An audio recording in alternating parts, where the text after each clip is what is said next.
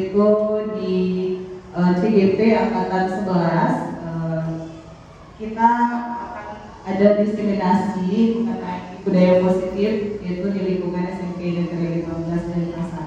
Sebelumnya izinkan saya untuk menghaturkan pengajar di umat. Om Swastiastu. Assalamualaikum warahmatullahi wabarakatuh. Salam sejahtera bagi kita semua. Shalom, namo buddhaya, rahayu. Sebelumnya, marilah kita panjatkan puja dan puji syukur kehadirat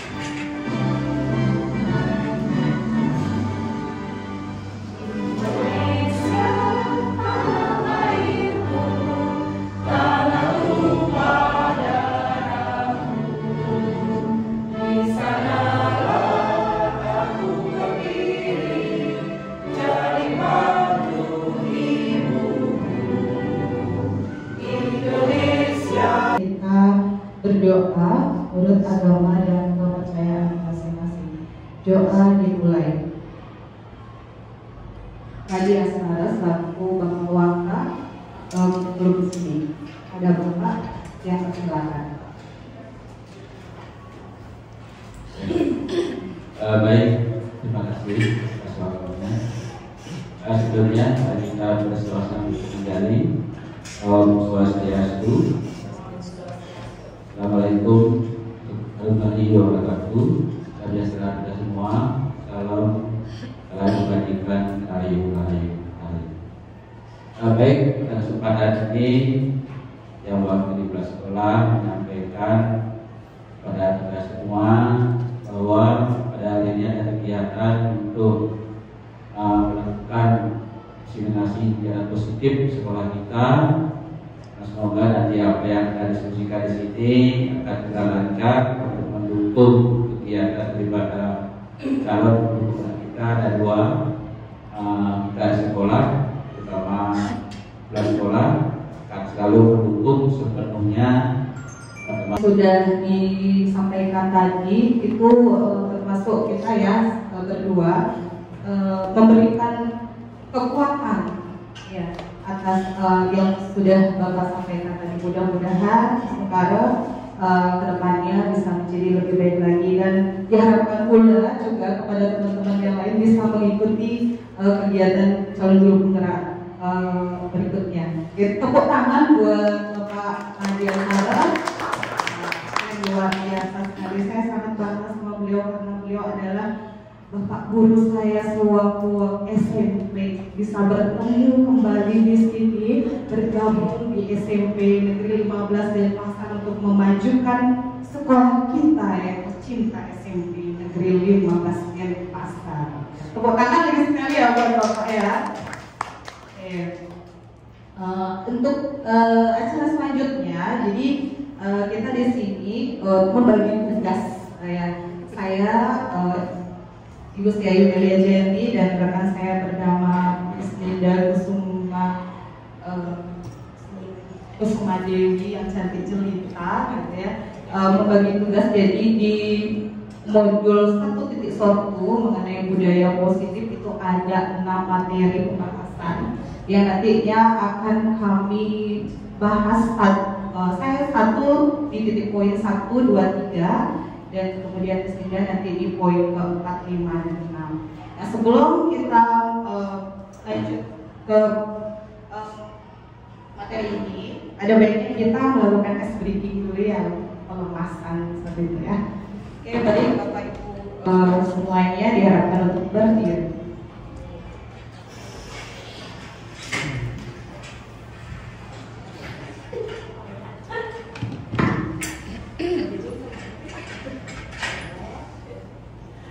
SPK-nya yang seperti kemarin itu belum ada SPK yang baru ya.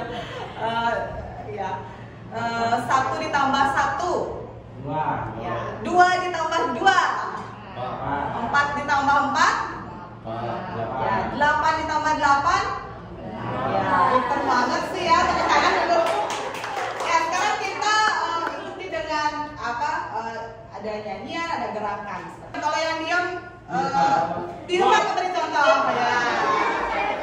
Yang diam keluar. Oke, baik ya, kita melakukan 1, 2, 3 mulai. 1 ditambah 1 sama dengan 2. 2 ditambah 2 sama dengan 4. 4 ditambah 4 sama dengan 8. 8 ditambah 8 sama dengan 16. Lanjut ke materi. Ada baiknya kita melakukan kesepakatan kegiatan. Nah, adapun kesepakatan kegiatan yang sudah kita buat, ya, yang pertama itu berdoa sebelum memulai acara, sudah kita lakukan tadi. Terus kemudian yang kedua, menyeting HP dengan mode silent. Mohon kepada Bapak Ibu guru semuanya untuk menyalakan HP. Ya, terus kemudian yang ketiga, mengangkat tangan jika ingin bertanya atau berpendapat. Ya. Terus kemudian keempat, mencatat hal keseluruhannya. Jadi nanti kalau misalnya ada kurang catat, harus dulu pelajaran ke kantin. Oke, terima kasih Bapak Ibu guru semuanya. Sekarang lanjut kita kasih dari dalam untuk mencapai tujuan mulia yang diinginkan. Nilai-nilai kebajikan universal yaitu nilai-nilai kebajikan yang disepakati bersama, lepas dari suku, bangsa, agama, bahasa maupun latar belakangnya. Nilai-nilai ini merupakan payung besar dari sikap perilaku kita, atau nilai-nilai ini merupakan fondasi kita berperilaku. Ya, tadi kan ada tuh yang ada namanya intrinsik. Nah, tadi apa tuh ya nilai apa internal? Kita memiliki motivasi internal, eksternal. Ada yang bisa bantu?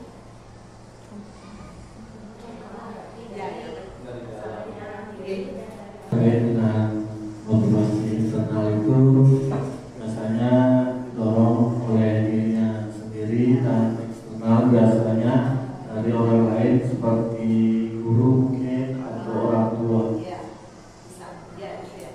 Oke, terima kasih. Mungkin ada lagi yang mau menambahkannya. Kira-kira motivasi ini sama Yang mana paling kira-kira paling bagus menurut Bapak Ibu guru? Ya, semuanya bagus ya, tapi ada penjelasannya seperti itu. Ya, baik, terima kasih Bapak Bagus, silakan. Terima kasih Ibu. Secara pribadi memang untuk disiplin positif ini siswa supaya bisa menerapkan disiplin positif harus ada tumbuh dari sering saya sampaikan ke anak, kalau kita ingin pintar atau hal-hal yang baik dari diri orang lain itu hanya sebagai pelengkap, tidak akan bisa orang lain terlalu memaksakan kalau dari diri tidak tumbuh sadar untuk hal-hal yang nah itu mungkin yang bisa saya sampaikan. Terima kasih. Oke, terima kasih Bapak Bagus dan Ibu Listia. siapa ya tadi ya? Pak Mas Tri. Pak Mas Tri ya. Oke, tepuk tangan ya dulu ya Bapak Bagus dan Pak Mas Tri ya. Oke, terima kasih atas tanggapannya tadi. Oke, benar sekali. Jadi faktor internal itu anak ya, dari dalam diri anak itu sendiri tumbuh rasa ingin menjadi lebih baik daripada sebelumnya ya, didasari dari diri sendiri. Kemudian faktor eksternal itu dari faktor dari orang lain, daya dukung ya, siapa yang mendukung, berikan motivasi dia seperti itu ya. Oke, selanjutnya, nah di sini ada nilai-nilai kebajikan ya, berdasarkan profil Pancasila ya, itu ada beriman, bertakwa kepada Tuhan Yang Maha Esa, itu mandiri, beraktivis, berkenekaan global, bergotong royong dan kreatif ya. Terus kemudian ada itu Primary Years Program PYP, toleransi, rasa hormat, integritas, mandiri, menghargai, antusias, empati, pengetahuan, kreativitas, kerjasama, percaya diri, komitmen. Itu. Terus kemudian the 7 essential virtues mengatakan bahwasannya nilai kebajikan itu ada empati, suara hati, kontrol diri, rasa hormat, kebaikan, toleransi, keadilan. Nah, di sini ada 9 pilar karakter Indonesia, heritage, Indonesia CHF yaitu cinta Tuhan dan segenap ciptaannya, kemandirian dan tanggung jawab, kejujuran atau amanah, diplomatis, hormat dan santun. Menjawab untuk teori ini, saya rasa semuanya cocok ya. Jadi disesuaikan dengan keadaan situasi dan kondisi orangnya.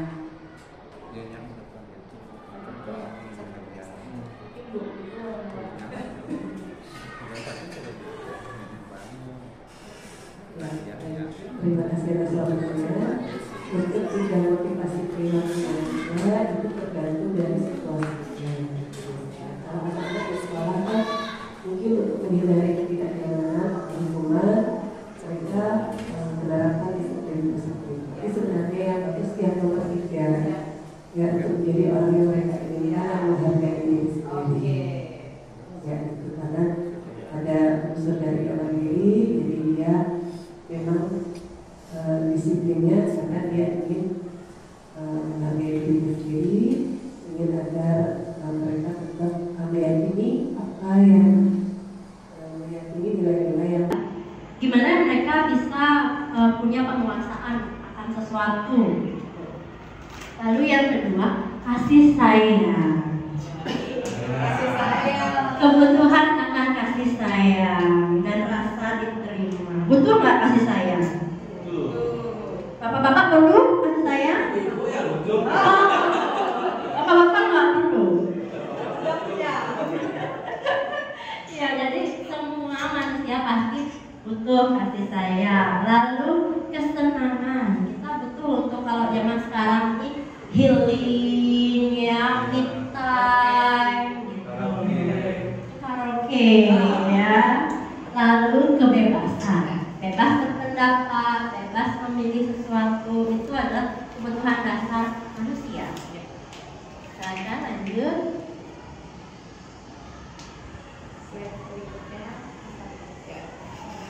Ya, ini jadi yang sudah saya jelaskan. Oke, kalau bertahan hidup ya biasa, jadi rumah, kita makan, minum, jadi yang memang dasar. Di kontrol, menurut Diane Gossen, dalam bukunya Restitution, Restructuring School Discipline, mengemukakan bahwa guru perlu meninjau kembali penerapan disiplin dalam ruang kelas. Apakah efektif? Ya, coba kita lihat apa sih 5 posisi kontrolnya. Banyak ternyata ya. Yang pertama adalah membuat merasa bersalah. Ada yang tahu kira-kira membuat merasa bersalah itu seperti apa?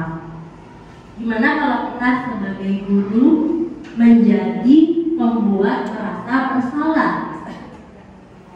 Kebayang? Ada yang tahu? Misalnya nih, kita lagi di kelas, ada anak yang tidur di kelas. Siapa nih guru yang suka kayak gini? Aduh, siapa ya contohnya ya di kelasnya? Sebut saja Budi. Aduh Budi, kamu gak kasihan apa sama ibu? Udah susah ibu ngajarin kamu, udah capek. Gak tahu nanti Miss dimarahin sama ibu kepala sekolah. Itu kamu gak kasihan apa sama ibu? Nah, ada gak kira-kira guru posisinya seperti itu? Ada ya, tapi mungkin bukan di sini ya. Ada, tapi kita dengar ya. Itu adalah membuat rasa bersalah. Oke, yang kedua adalah sebagai penghukum. Nah, ini kalau penghukum ini gampang ya, biasanya guru killer gitu ya. Kamu sini pelanggan saja, push up atau keluar kelas, saya nggak terima. Gitu. Jadi ini kalau guru-guru killer kita zaman SD gitu, kalau ya atau misalnya nih anaknya itu dia di kelas ribut ya, di kelas ribut, kata-katanya gimana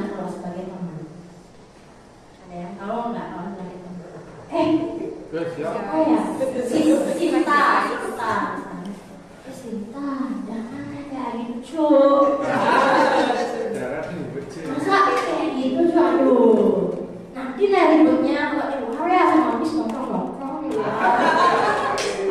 di luar ya. Tapi sekarang belajar jujur, terus pakai teman ya, pakai teman.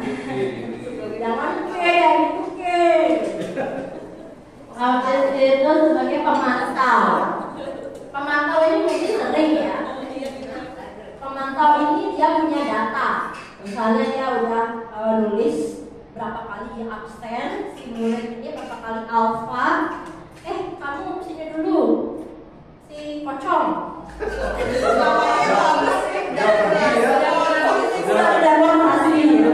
Pocong sini dulu. Kamu ini udah 2 kali absen. Itu bilangnya izin, 3 kali alfa, 4 kali dispen. Dia punya data kalau si pemantau. Kemana aja kamu? Itu pemantau. Yang terakhir adalah manajer. Kalau manajer itu dia menerapkan segitiga restitusi, artinya dia tanya lagi ke muridnya. Apakah mereka misalnya nih, si siapa ya? Namanya siapa nih sekarang? Ini Aldi kemarin. Si Aldi ya misalnya. Si Aldi itu dia punya masalah. Kita tanya dulu dari sudut pandangnya dia, lalu tanya keyakinan apa yang dia langgar, dan solusinya juga minta sama si Aldi supaya dia yang memberikan solusi. Oke, lanjut. Silakan. Kalau menurut saya di posisi manajer. Kalau manajer misalnya kan pertama kita tanyain dulu ke siswa kenapa nggak masuk berkali-kali, karena saya ngalami di kelas saya siswa yang lumayan nggak masuk. Kenapa masuk kita dalami dulu permasalahannya apa, kita panggil biar dia bisa cerita dengan tenang dan jujur. Setelah itu bisa kembalikan lagi kepada siswa solusinya supaya dia bisa rajin bagaimana. Kurang lebih seperti itu. Luar biasa sekali. Berikan tepuk tangan untuk Pak Adi. Pak Adi ternyata sudah menerapkan disiplin positif. Kapan nih daftar CGP ini? Dan Pak Adi sudah pintar ya. Oke, lanjut. Jadi ini, nah sekarang kita nyambung ke segitiga restitusi. Apa sih segitiga restitusi sebenarnya? Jadi ini menjalankan posisi kontrol ya, membentuk murid menjadi dirinya setelah berbuat salah, dan bukan untuk menebus kesalahan, tapi belajar dari kesalahan untuk menjadi lebih baik. Jadi yang menemukan solusinya itu mereka. Kalau si pemantau tadi itu yang memberi, sebenarnya bagus juga, caranya itu juga baik karena berdasarkan data, tapi yang memberikan solusi itu si pemantau, si guru. Anak tidak belajar berinisiatif. Itu bedanya dengan manajer. Oke, jadi tahapannya apa sih? Pertama, seperti yang dikatakan Pak Adi tadi ya, itu menstabilkan identitas dulu. Jadi dipanggil dulu nih, ya anak, halo, selamat pagi, selamat siang, udah makan belum? Mau nggak makan bareng? Jadi kita menstabilkan identitas ya, biar dia artinya tidak merasa tertekan gitu ya. Apalagi kalau misalnya masuk ruang BK gitu, padahal cuma diajak ngobrol-ngobrol. Sebenarnya kita cuma ngobrol ya kan, apalagi guru BK itu konseling gitu kan, kadang-kadang istilahnya kayak gimana, padahal cuma diajak ngobrol. Jadi menstabilkan identitas, lalu validasi tindakan yang salah. Kira-kira kebayang nggak apa sih sebenarnya validasi tindakan yang salah itu? Validasi tindakan yang salah itu kayak gini contohnya. Sebenarnya kalau memang Miss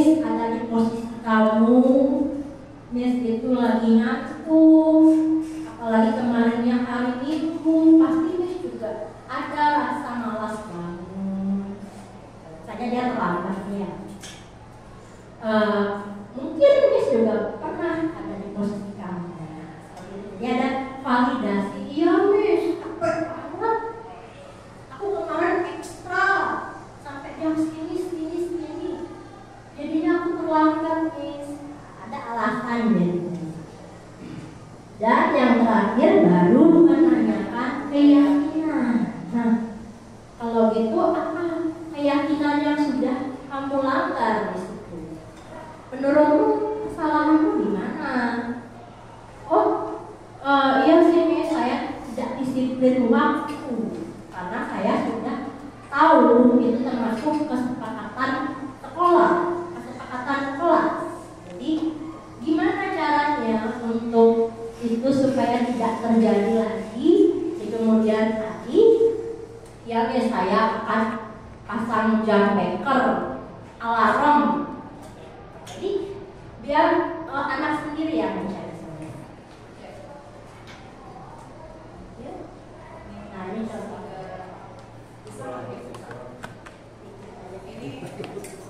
Terhadap siswa itu menerapkan segitiga restitusi. Ini udah bisa ya. Oke. Ini saya dengar nih cerita tentang kamu sama di sekolah. Ini kan lihat sendiri kan saya itu teman-teman itu akan di kelas hidupnya gitu. Jadi kita sering main bareng gitu kan. Kami juga kan.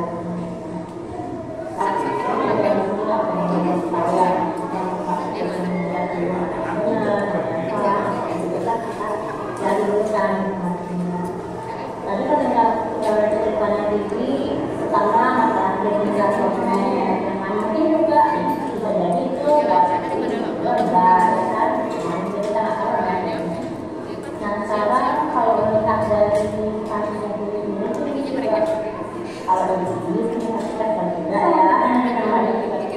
ya kita benar teman yang biasa. Dari seminar kali ini, jadi yang pertama saya belajar tentang ada namanya hukuman, ada namanya konsekuensi dan restruksi. Dimana dari ketiganya itu mungkin konsekuensi dan restruksi yang baik dan bagus yang seharusnya kita terapkan di sekolah.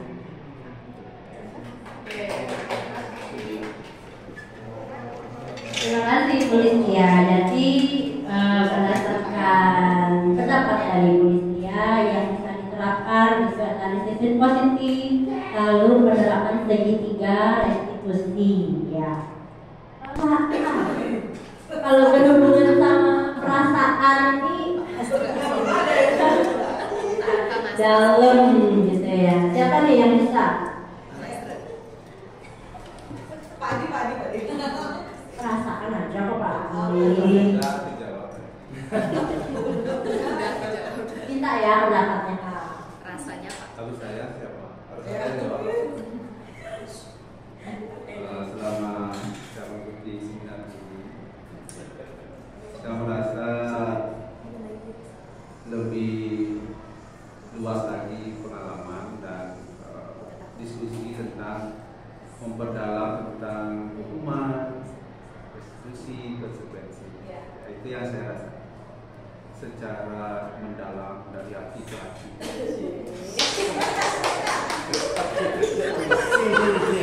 Kalau berhubungan sama politis nomor 1 ya Pak Adi. Oke, jadi katanya perasaannya merasa terisi ya, lebih luas lagi. Mungkin sebenarnya sudah diaplikasikan oleh Pak Adi, tapi lebih banyak lagi yang diambil.